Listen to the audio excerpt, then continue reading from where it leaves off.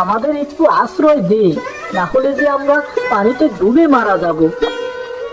কি মজা কি মজা, এই বন্যার মধ্যে ছোট মাছের চচ্চড়ি খাবো। তাহলে বেটাকে বন্যায় ভাসিয়ে দিয়ে ভালোই করেছি মনে হয়। মনে হচ্ছে প্রচন্ড বন্যা হবে, তারই আগাম বার্তা দিচ্ছে মনে হয়। বুঝলে গিন্নি, খুব একটা ভালো ঠেকছে না, মনের মধ্যে ভীষণ ভয় ভয় লাগছে। বাবা, যদি বন্যা হয় তাহলে আমরা কোথায় যাব? জানি না তিতলি মা, আমাদের যে থাকার মতো চাল চুলো বলতে এই একটি কুড়ি ঘরই আছে। বন্যায় যদি ঘরটাও ভাসিয়ে নিয়ে যায় তাহলে তো সর্বনাশ হয়ে যাবে আমাদের। তোমাকে কত করে বলেছি নদীর তীরে ঘর না তুলে দেখো কোনোভাবে গ্রামের মধ্যে ঘরটা তোলা যায় কিনা। ঘর যে তুলবো, টাকা করি কোথায়? নুন আনতে পান্তা ফুরোয় আমাদের, তুমি বলছো ঘর তুলতে? দেখো, কিছু হবে না, তোমরা উপরওয়ালার উপর ভরসা রাখো, তিনি নিশ্চয়ই ভালো কিছু করবেন। তাই যেন হয় মা তিতলি, তোর কথাই যেন সত্যি হয়। উপরওয়ালা নিশ্চয়ই আমাদের ভালো কিছুই করবেন।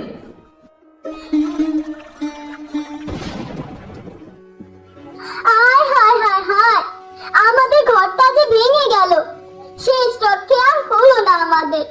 এখন কোথায় থাকবো আমরা? হাল ছেড়ো না গিন্নি, এখন আত্মবিশ্বাস হারালে বড় সর্বনাশ হয়ে যাবে। তাড়াতাড়ি আমাদের কিছু একটা করতে হবে, রক্ষাটা আর হলো না। এখন কোথায় থাকবো আমরা? চারদিকে তো শুধু পানি আর পানি, কোথাও যাওয়ার জায়গা খুঁজে পাচ্ছি না। ও উপরালা, তুমি কি দেখছো না আমাদের? উপরওয়ালা হয়তো আমাদের পছন্দই করেন না, যদি পছন্দ করতেন তাহলে এত বড় বিপদ আমাদের দিতে পারতেন না। মধ্যে আমরা কোথায় যাচ্ছি? চারদিক দিয়ে একদম ডুবে গেছে, দেখে মনে হচ্ছে আমরা একদম নদীর মাঝে আছি। কতক্ষণ ধরে তো শুধু ভেলাটাই বাইছো, কোনো কুল কিনারা যে দেখা যাচ্ছে না। এভাবে আর কতক্ষণ? শরীরটাও যে আর চলছে না, মনে হচ্ছে হাত পা অবশ হয়ে আসছে। সেই সকাল থেকে শুধু বেলাটা বাইতেই আছি, আর পারছি না গো গিন্নি।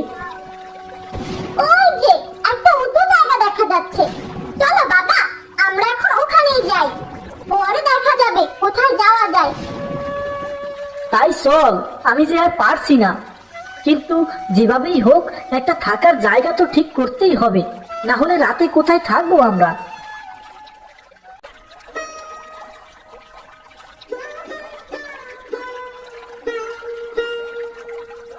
এখানে সব দেখছি কলা গাছ গিন্নি, এখানে এসে কোনো লাভ হলো এমন তো মনে হচ্ছে না আমার। তার থেকে মোড়ল বাবুর কাছে গেলে হয়তো একটা জায়গা মিলতো আমাদের।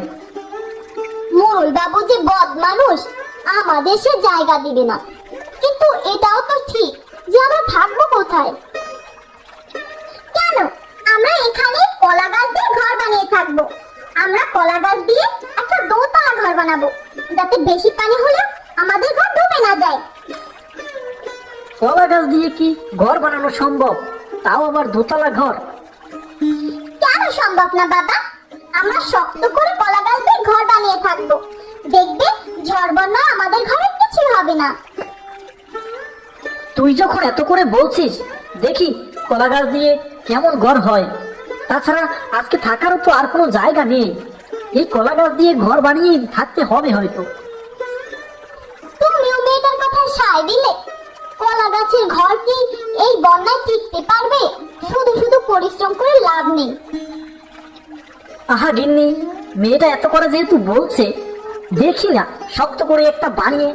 তাছাড়া আমাদের তো আর কোনো থাকার জায়গাও নেই।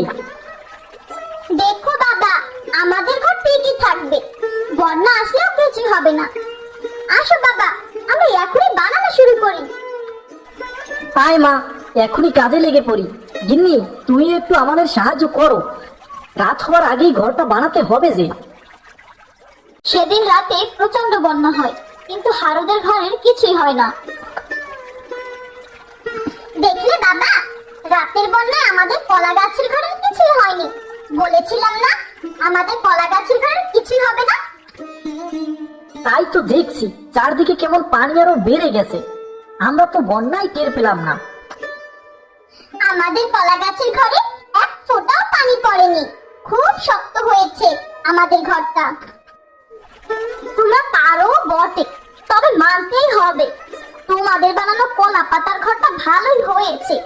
প্রথমে দেখে আমার পছন্দই হয়নি, কিন্তু এখন মনে হচ্ছে তোমরা ভালো কাজই করেছো। আমার খুব খিদে লেগেছে বাবা, সে কাল থেকে কিচ্ছুটি খাইনি। ক্ষুধা তো আমাদেরও লেগেছে মা, কিন্তু এই বন্যার মাঝে আমরা কোথায় খাবার পাবো?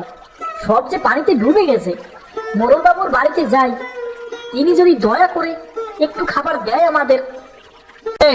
হারু যে, তাই এই বন্যার মধ্যে আমার বাড়িতে তা কি মনে করে এলি?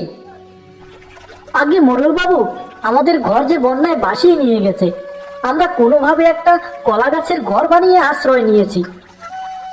কি কলা গাছের ঘর?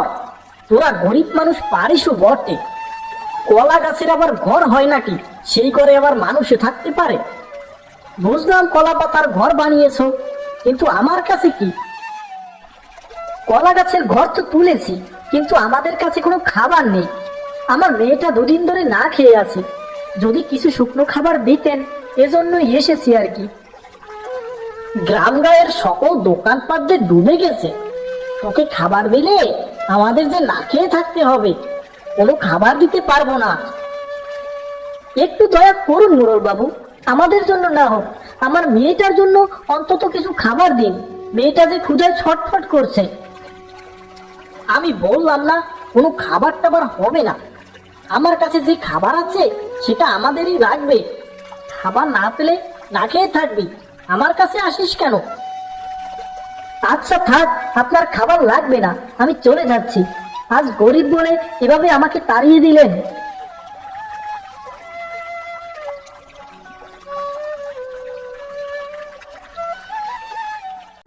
ওরা স্বার্থপর মানুষ, সবার আগে নিজেরটাই বোঝে, অন্য মানুষকে নিয়ে ভাববার সময় নেই ওদের। গরিব মানুষের রক্ত চুষে তারপরে মোড়ল হয়েছে। সবই তো জানি গিন্নি, তারপরও গিয়েছিলাম। যদি তিতলির জন্য কিছুটা হলেও শুকনো খাবার পেতাম। মেয়েটা কষ্ট যে আর আমার সহ্য হচ্ছে না। এখন আর আমার ক্ষুধা নেই বাবা, আমিও দু একদিন না খেয়ে থাকতে পারি। আমাকে নিয়ে এত চিন্তা করতে হবে না। চিন্তা করতে হয় রে মা, চিন্তা করতে হয়। এখন না হয় না খেয়ে আছিস, কিন্তু এমন ভাবে আর কতক্ষণ থাকবি? খাবার ছাড়া যে মানুষ বাঁচে না। কতদিন আর বেঁচে থাকবি বল? আচ্ছা, একটা কাজ করলে কেমন হয়? তুমি দেখবে নাকি বড়শি দিয়ে মাছ ধরা যায় কিনা। আমার মনে হয় তুমি বড়শি দিয়ে মাছ ধরতে পারবে। তুমি ভালো কথা মনে করেছো গিন্নি।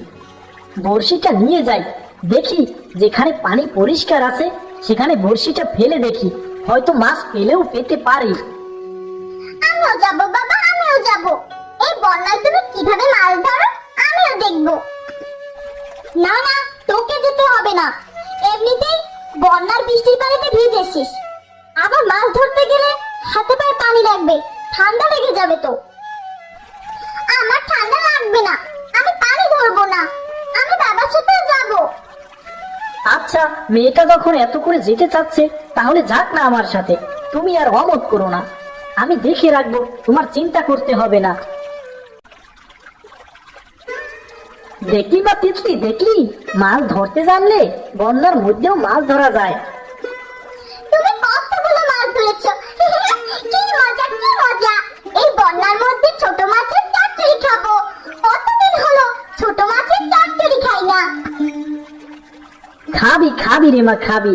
তোর জন্যই তো মাছ ধরা, তুই না খেলে কে খাবে? আকাশটা মেঘলা মেঘলা দেখা যায়, মনে হয় আবার বন্যা শুরু হবে। চল আমরা এখন যাই। আমরা যা মাছ পেয়েছি তাতে আমাদের হয়ে যাবে, চলো আমরা এখন যাই। মোড়ল বাবু, পানির গতি তো সুবিধা ঠেকছে না। গ্রামের সব বাড়ি ডুবে গেছে। আপনার বাড়ি উঁচু, তাই এখনো টিকে রয়েছে, কিন্তু বেশিক্ষণ টিকে থাকবে মনে হয় না। কি বলিস? গ্রামের কারো বাড়ি আর বাসমান নেই? আমার বাড়িটাও ডুবতে শুরু করলো, শেষে কিনা পানিতে ডুবে মরতে হবে আমাদের। গ্রামের সবার বাড়ি ডুবে গেলেও একটা বাড়ি ডুবেনি মোড়ল বাবু, হারুদের কলা গাছের বাড়ি। আশ্রয় নিলে ওই বাড়িতেই আমাদের আশ্রয় নিতে হবে। কিন্তু হারু তো কালকে এসেছিল খাবারের জন্য, আমি দেইনি। এখন যদি আশ্রয় চাই তাহলে কি আমাকে আশ্রয় দেবে? তার থেকেও বড় কথা হলো আমি তো মোড়ল, মোড়ল হয়ে কিনা সামান্য জীবন বাঁচাতে হলে আশ্রয় তো নিতে হবেই, তাছাড়া আর তো কোনো উপায় দেখছি না। কাল যা হবার হয়েছে, আজ চলুন, নয়তো বাঁচতে পারবো না আমরা। আমি গ্রামের মোড়ল হয়ে ওদের মতো হতদরিদ্র মানুষের কাছে আশ্রয় ভিক্ষা চাইতে পারি না, তাহলে গ্রামের মোড়ল হয়ে আমার কি লাভ?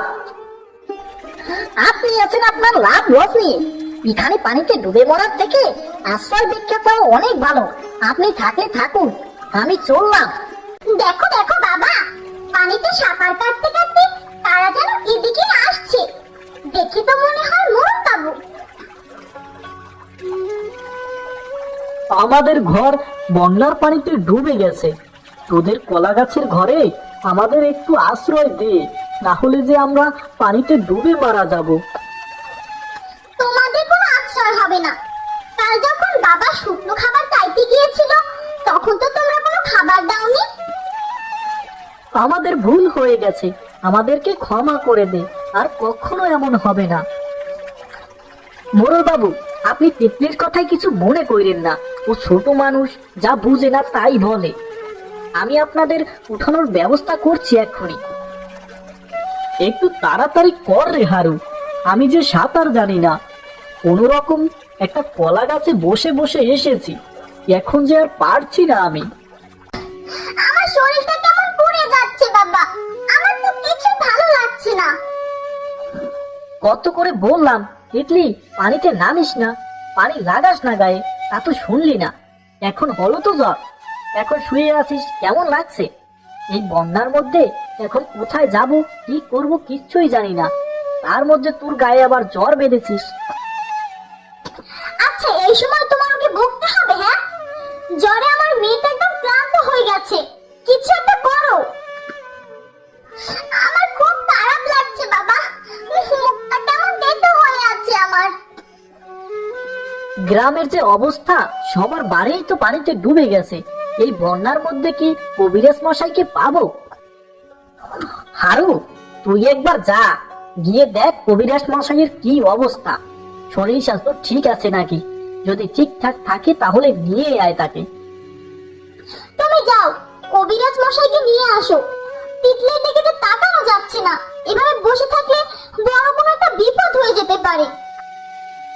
তাই যাই, হাত গুটিয়ে বসে থাকলে চলবে না।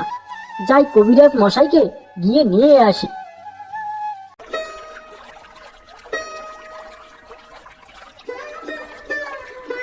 এ কি অবস্থা কবিরাজ মশাই, আপনি যে টিনের চালে দাঁড়িয়ে আছেন? তুমি এসেছো ভালোই হয়েছে, বন্যায় আমার বাড়ি ডুবে গেছে, চারদিকে সব পানি আর পানি, কোথায় যাব? যাওয়ার মতো তো পরিস্থিতি নেই, তাই বাধ্য হয়ে এই টিনের চালে উঠে দাঁড়িয়ে আছি।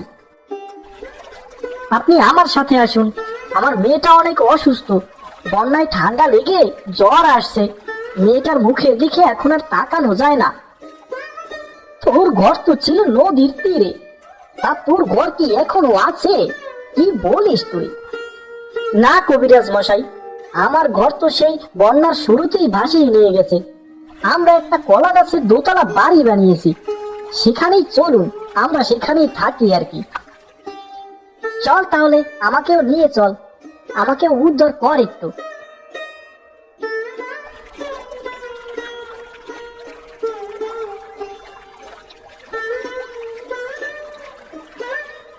শোন কানাই, এই ঘর আমাদের, এই ঘরে একমাত্র আমাদেরই অধিকার থাকবে। এই ঘরে আমি কখনোই গরিবদের সাথে থাকবো না।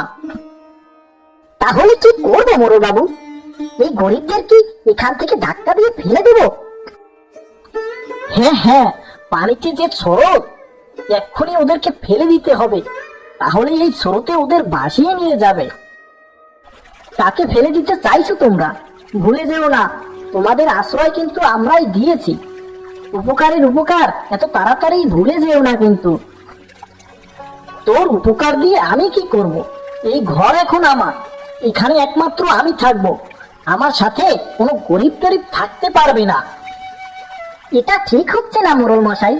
যারা আপনাকে এই বিপদের সময় ঠাঁই দিয়েছে আপনি তাদেরকে তাড়িয়ে দিচ্ছেন। উপরওয়ালা আপনাকে কখনো মাফ করবে না।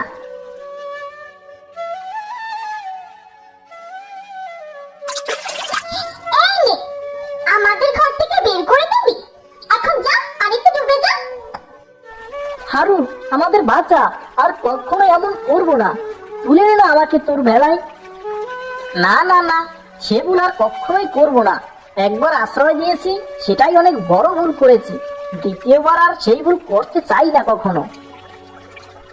আমি তোকে দেখে নেব হারু, মনে রাখিস, আমি যদি বেঁচে ফিরি তাহলে তোর একদিন কি আমার একদিন। যা করার করে নিস। আমি আর তোদেরকে আমার ভেলা কিংবা কলা গাছের ঘরে কখনোই জায়গা দিব না। আপনি বাঁচলে বাজির নাম। দেখো দেখো, কবিরাজের চিকিৎসা আমি কেমন সুস্থ হয়ে গেছি। জ্বরের কারণে আমি পুঁটি মাছ ভাজাটাও খেতে পারিনি, এখন মজা করে খাবো। এই বন্যায় যেখানে সবার জীবন নিয়ে টানাটানি, সেখানে এরকম একটা কলা গাছের ঘর আমাদের থাকার জায়গা করে দিয়েছে। আমি কখনো ভাবিওনি যে কলা গাছ দিয়েও ঘর বানানো সম্ভব। তিতলি আর ওর বাবা দুজনে বানিয়েছে, এখন দেখি ভালোই হয়েছে।